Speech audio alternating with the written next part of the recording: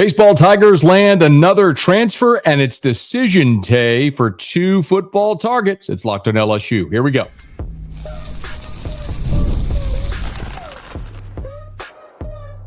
You are Locked on LSU, your daily podcast on the LSU Tigers.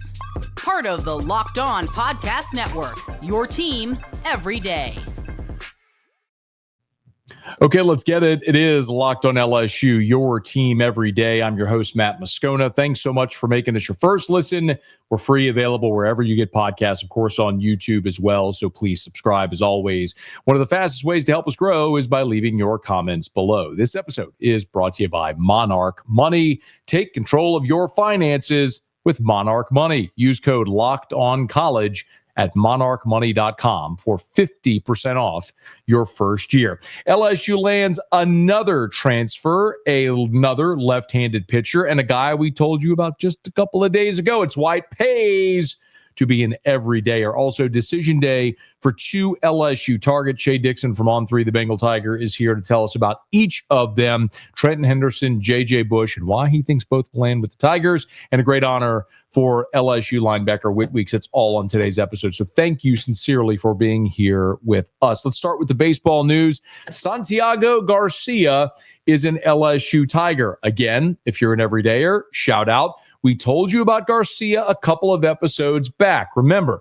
Santiago Garcia is out of Las Cruces, New Mexico. He did prep in high school at Centennial High. He was a high school teammate of Stephen Milam. So a very natural tie here with someone that Jay Johnson got to watch pitch in high school whenever he was in Las Cruces, and Jay Johnson was recruiting Stephen Milam, clearly aware of Garcia. Garcia, a 6-foot, 180-pound lefty who not going to overpower you, but good command and good strikeout stuff.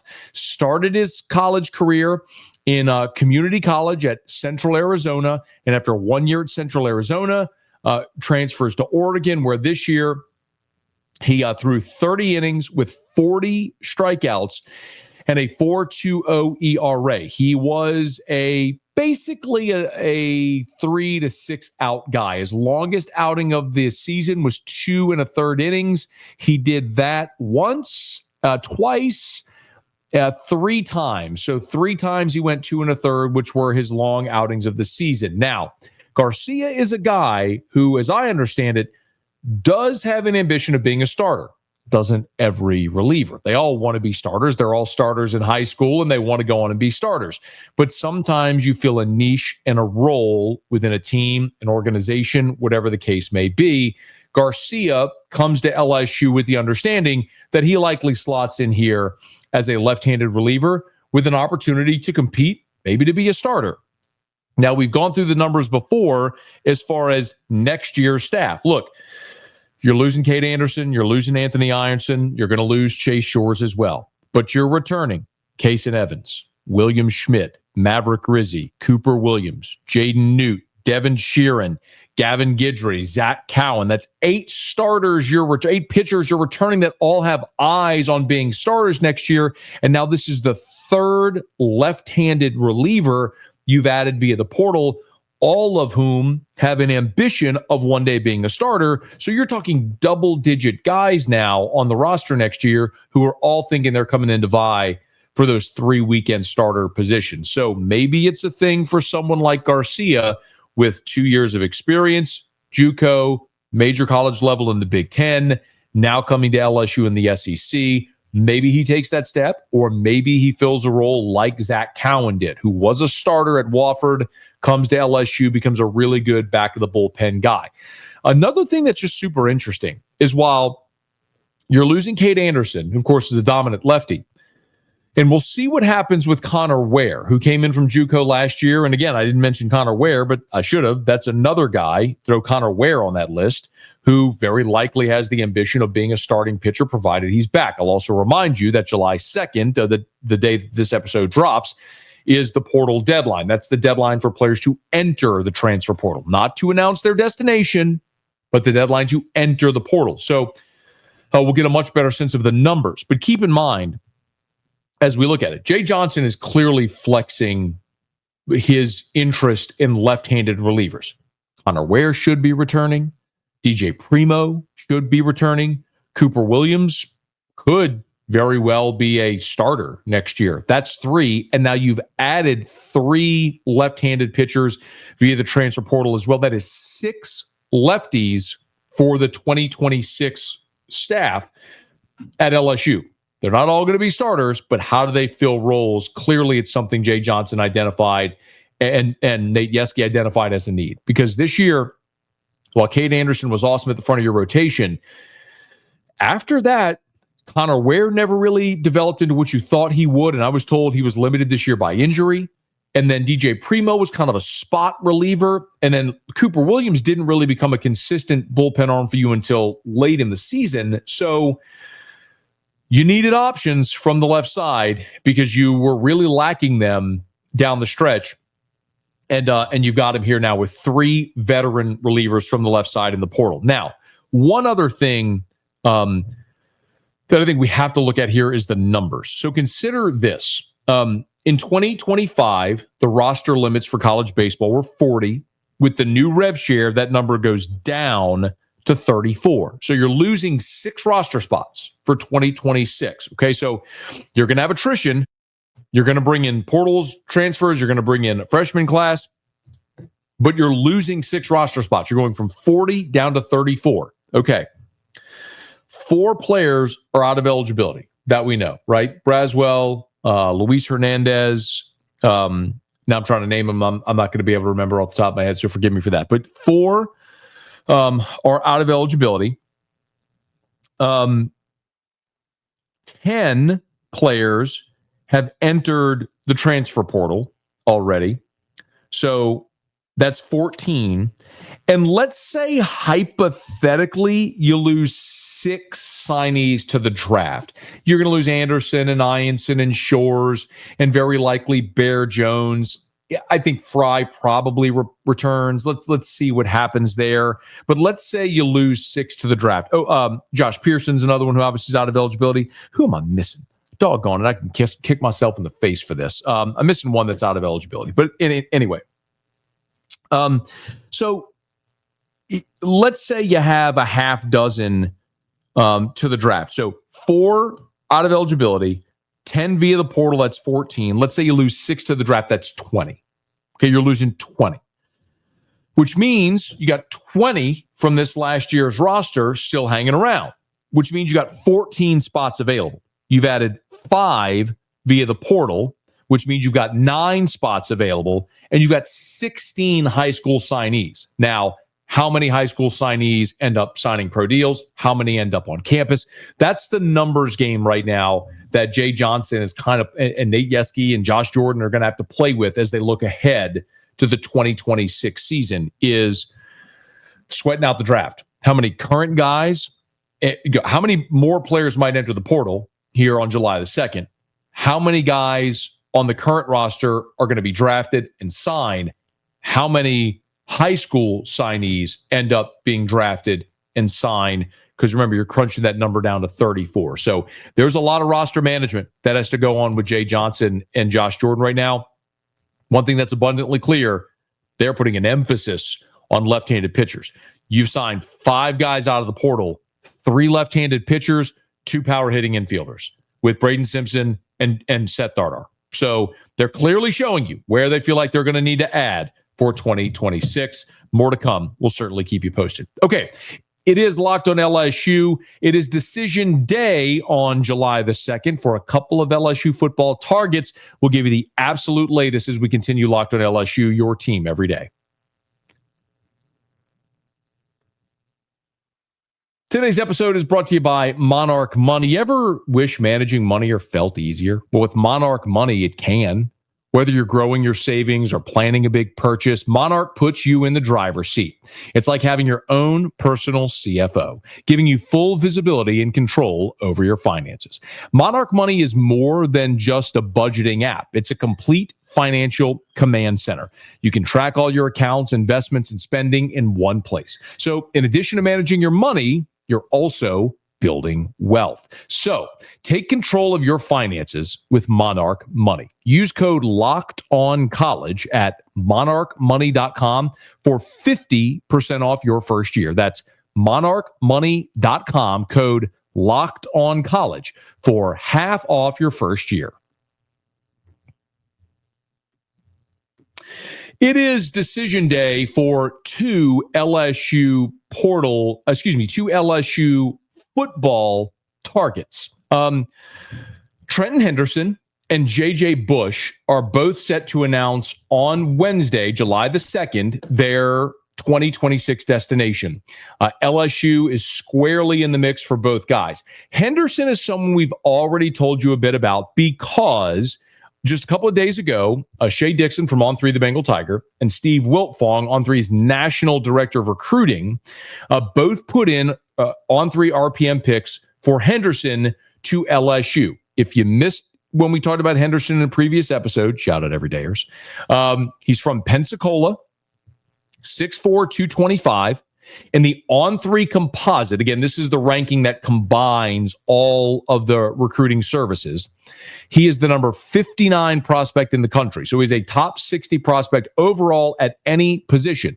The number 11 edge in the country, as a matter of fact, 24/7 rates him number 28 overall in the country, the fourth best edge. ESPN has him as the eighth best edge in the country. So we're talking about a dude, a legit dude here that every program in the country is after. He's got offers from LSU, Auburn, Florida, Michigan, Texas, Florida State, Southern Cal, Miami, Alabama, Mississippi State, Vanderbilt, Georgia, Notre Dame, Texas A&M, Tennessee. You get the picture.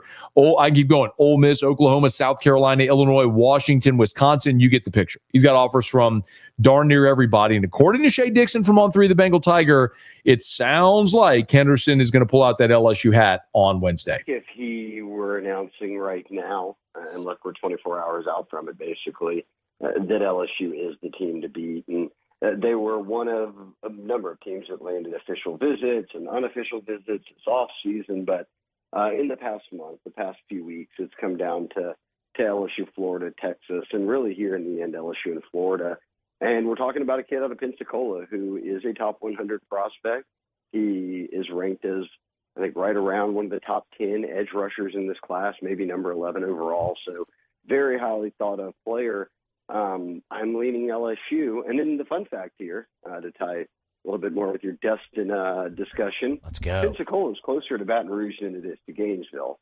Now it's 100 and something miles, but still, I think this is, when you think of a Florida kiddo, is he really going to leave the state? Well, the distance to drive is actually closer to Baton Rouge, but both are obviously drivable. I think that just distance isn't a factor in this one, I think, is what I'm trying to drive home here. One of the things to consider as well here with Henderson is LSU has not yet gotten a commitment from an edge rusher for 2026. So of the 11 commits LSU has, none of them are edge rushers. And remember, you went ham in the portal adding 3 edge rushers. You added Patrick Payton and Jamari Butler and Jack Pyburn, and all 3 of those guys are out of eligibility after this season. Now you got some young guys that you're excited about. Gabriel Relaford certainly fits that mold as he continues to develop into his junior year, but a big pop-off season. Relaford could go pro. And then there's young guys like Dylan Carpenter, for example. So, and then guys that you just brought in the most recent signing class. So remains to be seen how that develops, but you're going to have an exodus at that position after the 2025 season because of your portal guys and possibly some of your young veterans. So the Tigers look like they're going to add Trenton Henderson. We'll see, knock on wood, hope it happens, but they are far from done at that position as well. The other player who is going to be announcing on July the 2nd is J.J. Bush. Now, J.J. Bush is a linebacker out of Theodore, Alabama, 6'3", 205, and Blake Baker has been all over J.J. Bush from the start. He is a consensus 4-star in the composite. He's number 370 nationally. He's ranked as high as the number 16 linebacker in America by 24/7. Another guy with a massive offer list: LSU, Missouri, Miami, Florida, Ole Miss, Mississippi State, Boston College, Virginia. Most importantly, this is a guy that Blake Baker identified early, once in this class. And it sounds like, according to Shea Dixon, LSU's in a really good spot for J.J. Bush as well. Could be a double dose of commitments tomorrow if everything goes well for LSU. We've seen some other teams kind of have a run here after LSU and Southern Cal jockey back and forth for the number one class all offseason. Georgia got hot, Notre Dame, Bama. So this kind of top five is shaking up a bit over the summer as all these kids go into July saying, hey, look, I'm going to be a senior. A lot of them early enrolled, so it's like I'm just going to focus on school, football, my final semester here in high school. So they make decisions now. And I think that when you look at J.J. Bush, LSU's led the whole time. He's been the number one priority at linebacker and kind of really one of the only ones that Blake Baker has really prioritized this cycle, given he's got some depth there. Obviously, there's always the portal. So I think they felt like if they could get J.J. Bush, that'd be a win, and anything else is lagniappe. And it's LSU, Arkansas, Missouri. And look, we're in the NIL era. And teams like Arkansas and Missouri who value a guy like J.J. Bush, these final 24, 48 hours can get nervous, even if you're the lead team like LSU is. But I've got my take on LSU for both guys we talked about. So let's see if I end up 2-0 or 1-1 or 0-2. Hopefully not tomorrow, but yeah, I think it'll be a good day for the Tigers. LSU, Arkansas, and Missouri for J.J. Bush. That's who LSU's keeping an eye on. And as Shea mentioned, look, it is the NIL era, and anything can happen, as we all know. And I don't want to bring up the Bryce Underwood situation, and I'm not saying this is one of those, but could a team come in at the 11th hour and dump a pile of money? Long way to go until December, but LSU has two defensive prospects, both at positions of need, that'll be making their announcements on July the 2nd. As we talked about, Thompson potentially being the first edge in the class.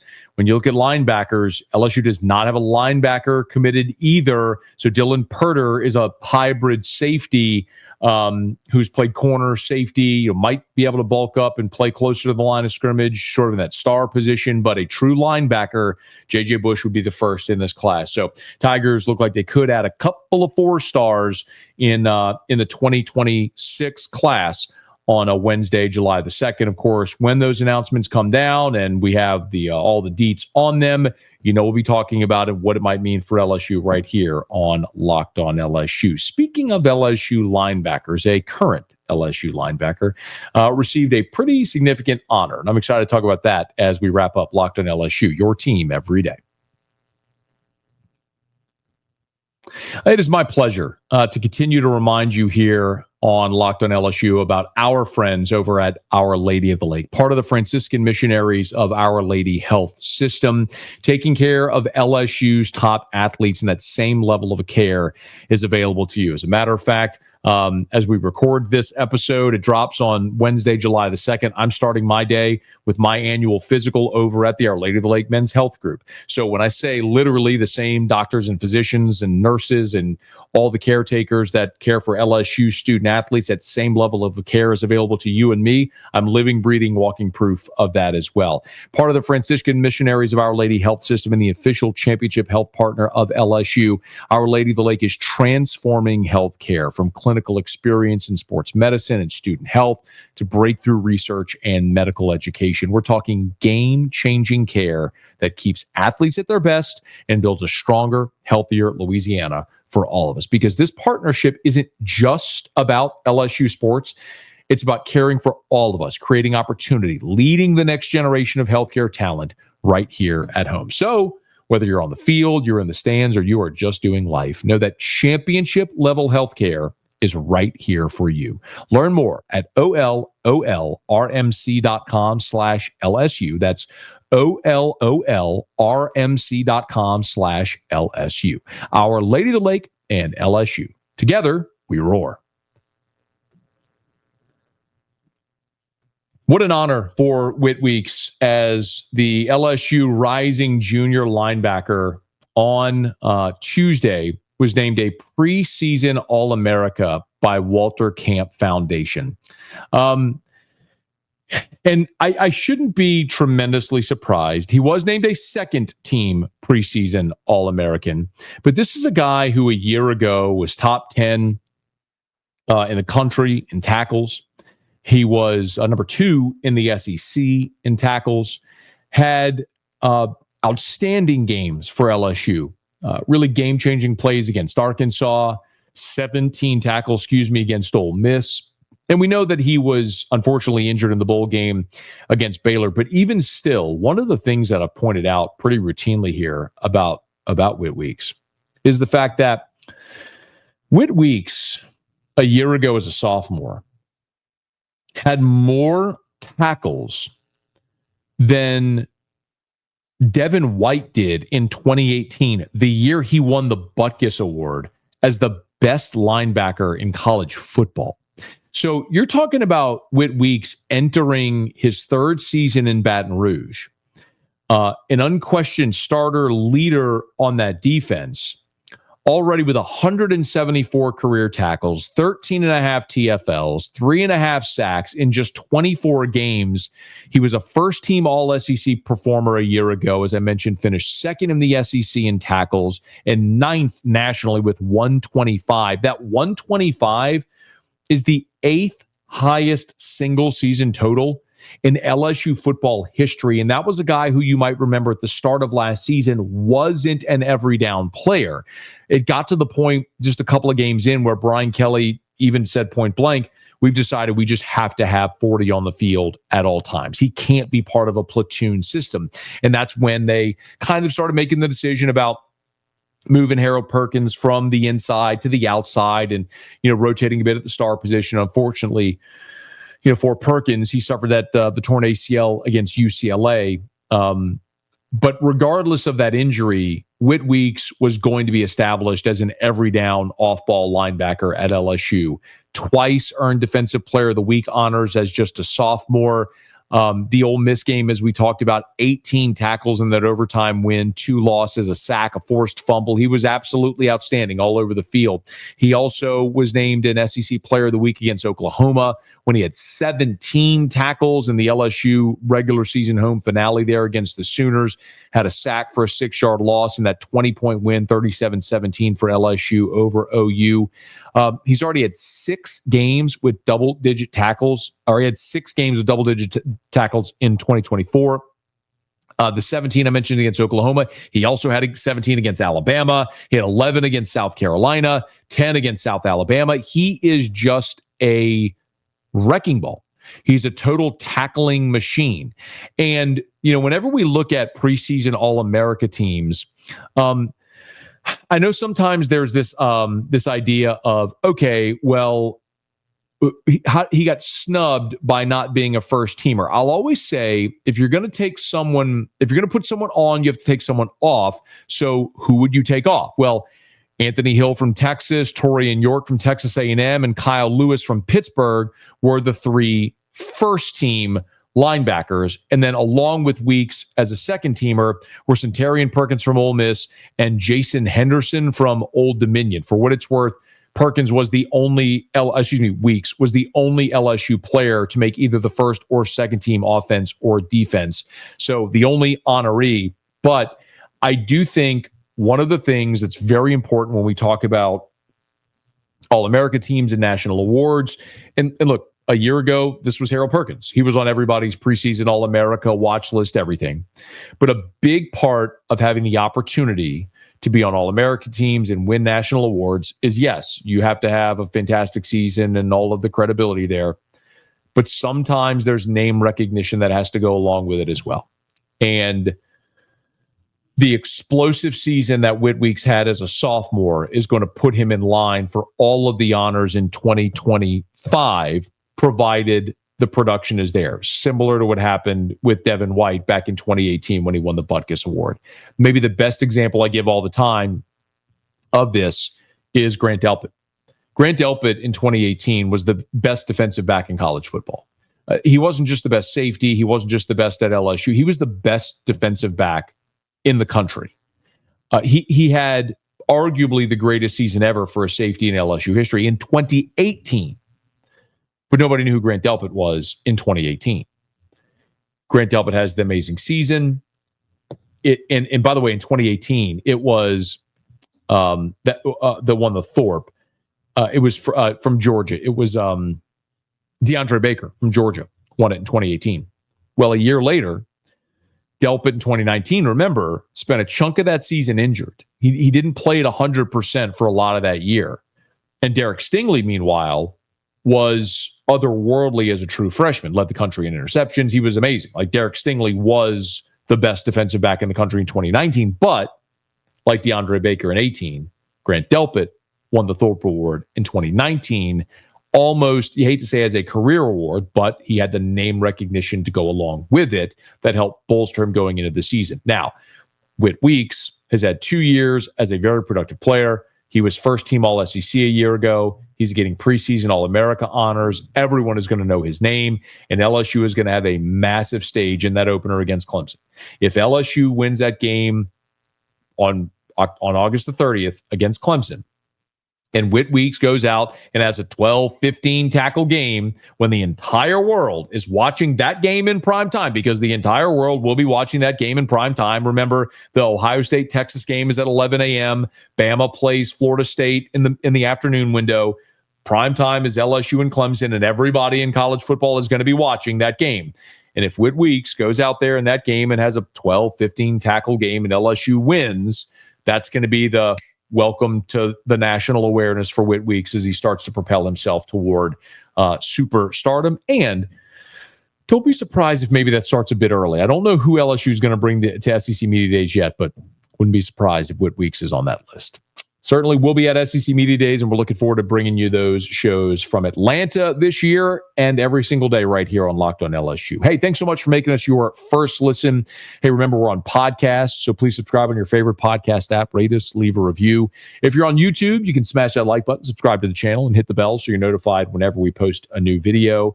And as we always say, be sure to let a friend know that if they love the Tigers, we got you here every single day. It's Locked On LSU, your team every day.